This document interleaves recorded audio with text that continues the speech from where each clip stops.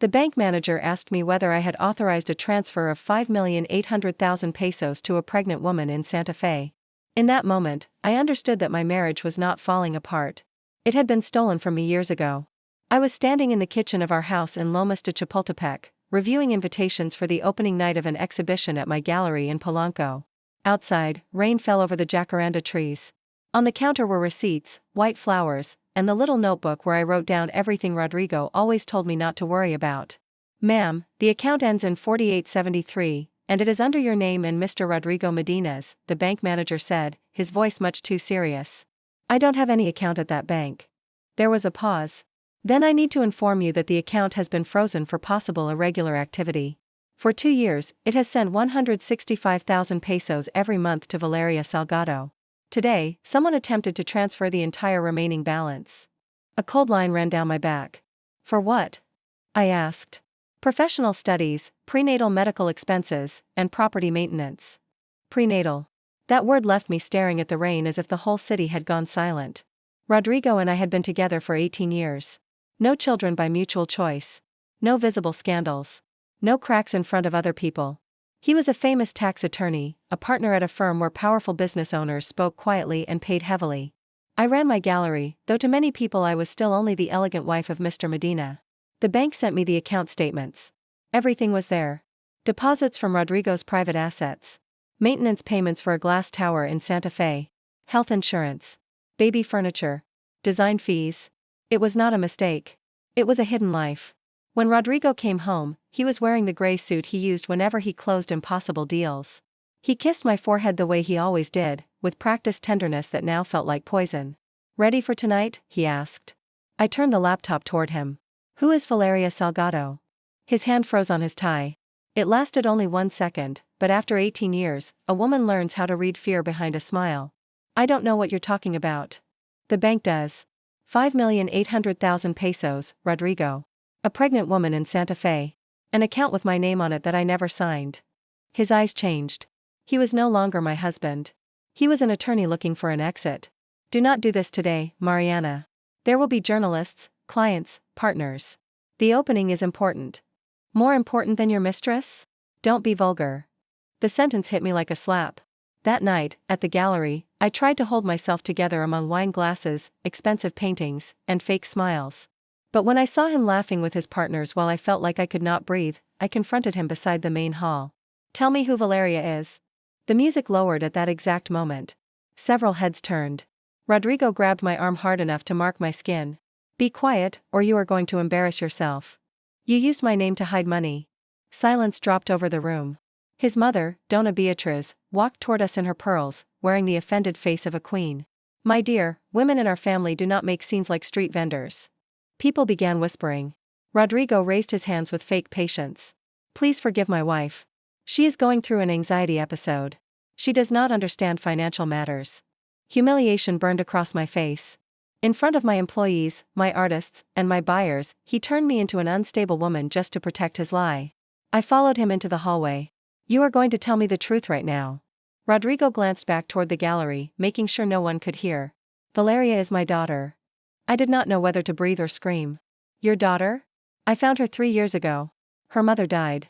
She is pregnant, and she needs support. And that is why you forged my signature?"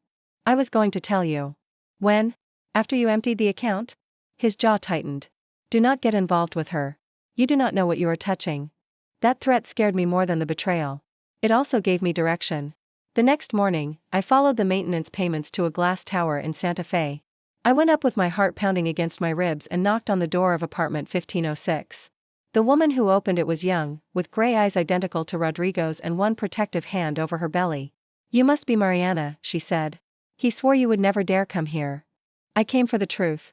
Valeria opened the door all the way. "Then come in. Because the first truth is that Rodrigo did not only hide me from you. He also hid the fact that you were never his legal wife." The apartment seemed to move under my heels. Valeria did not look like the shameless mistress I had imagined all night. Her hair was tied back, her eyes were tired, and her loose blouse could not hide her pregnancy. In the living room, there were blueprints, fabric samples, an unassembled crib, and a thick folder on the table. "Explain," I demanded. Valeria opened the folder with steady hands. She took out a Spanish marriage certificate, photographs of a much younger Rodrigo holding a blonde woman in a plaza, letters with his signature, and a copy of her birth certificate. My mother's name was Elena Salgado. She met Rodrigo in Madrid while he was doing a specialization. They got married there. He returned to Mexico promising to finalize the divorce, but he never did. Rodrigo said he did not know about you. Maybe he did not know I had been born at first. But he knew he was still married to my mother. I looked at the documents. My wedding, my anniversaries, my trips, my 18 years of life with him all turned to dust. Why did you accept his money? Valeria lowered her eyes. Because I arrived in Mexico alone. My mother died of cancer. I wanted to know my father, not destroy him. But Rodrigo received me with lawyers, a DNA test, and a checkbook. He said you were fragile, greedy, and that you would hate me. He asked me for time. Then he bought me this apartment. He bought your silence. Yes. And I accepted it because I was broken too. A hard knock sounded at the door. Valeria turned pale. It's him. Rodrigo walked in without waiting for permission. When he saw me with the papers, his mask fell. Mariana, give me that folder. No, you have no idea what you could cause. I understand bigamy, bank fraud, forged signatures, and hidden assets. He stepped closer, but Valeria moved between us. Do not touch her. Rodrigo looked at her with cold anger. I gave you everything. You gave me a pretty cage. Not a family. He took a deep breath, trying to regain control. We can fix this. A discreet annulment for Mariana, a generous settlement, the apartment for Valeria, and everyone moves forward without destroying anyone. Without destroying anyone? I let out a bitter laugh. You humiliated me in front of everyone at my gallery. You called me unstable. Because you were out of control. At that moment, my phone vibrated inside my purse. It was Clara, my best friend. The message said, the lawyer already asked to freeze the accounts. Don't sign anything. Everything is being recorded. Rodrigo saw the screen, and his face changed. Are you recording? I pulled out the phone. The call had been open for 26 minutes. Since the moment you walked in demanding the folder. For the first time, Mr. Rodrigo Medina could not find an escape. He looked at Valeria, then at me, and understood that the two women he had kept apart had just become allies. Rodrigo's downfall did not happen in private, the way he wanted. It happened in the conference room of his own firm, in front of 7 partners, a notary, my lawyer, and Valeria, who arrived with her belly high and her eyes steady. Rodrigo thought I would cry. He thought Valeria would hide. He thought his last name still weighed more than the truth. This is a family matter, he said through clenched teeth. No, I said. This is fraud. You used my name, hid money, and kept me for 18 years in a fake marriage. My lawyer connected a USB drive.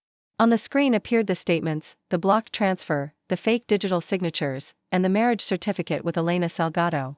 Then the recording played, with Rodrigo offering a discreet annulment and money so everything would stay buried. His partners stopped looking at him like a genius. They started looking at him like a liability. Rodrigo tried to smile. All of that is out of context. Then the door opened.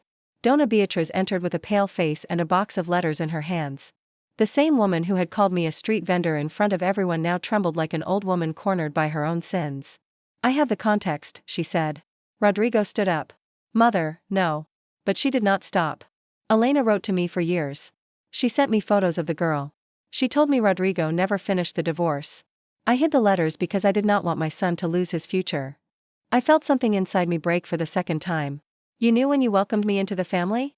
Dona Beatriz could not hold my gaze. I knew enough to have protected you. Valeria let out a dry sob. Not for Rodrigo. For her mother. For all those years when Elena wrote letters nobody answered, raising a daughter alone because the Medinas had decided to erase her. Rodrigo slammed his fist on the table. Enough. No one is going to destroy me over old papers. My lawyer received a message, read it, and allowed herself the smallest smile. The bank confirms that Mariana's signature was inserted from Mr. Medina's personal computer. They have also located 2 accounts in Andorra and 1 trust in Querétaro. That was when I saw Rodrigo's true face. Not the regretful husband. Not the worried father. The powerful man who was running out of hiding places. Mariana, please, he said, with no pride left. Think about what we had. I think about it every day. That is why I will not let you use it to buy my silence. The investigation became public before the week ended. Rodrigo lost his position at the firm, his accounts were frozen, and he faced charges for fraud and forgery. The annulment of my marriage was recognized, but so was my good faith. The judge ordered the division of the assets built during those 18 years, including the resources Rodrigo had tried to hide. I did not keep the house in Lomas. I sold it. I did not want to sleep under a roof where every wall had learned how to lie to me.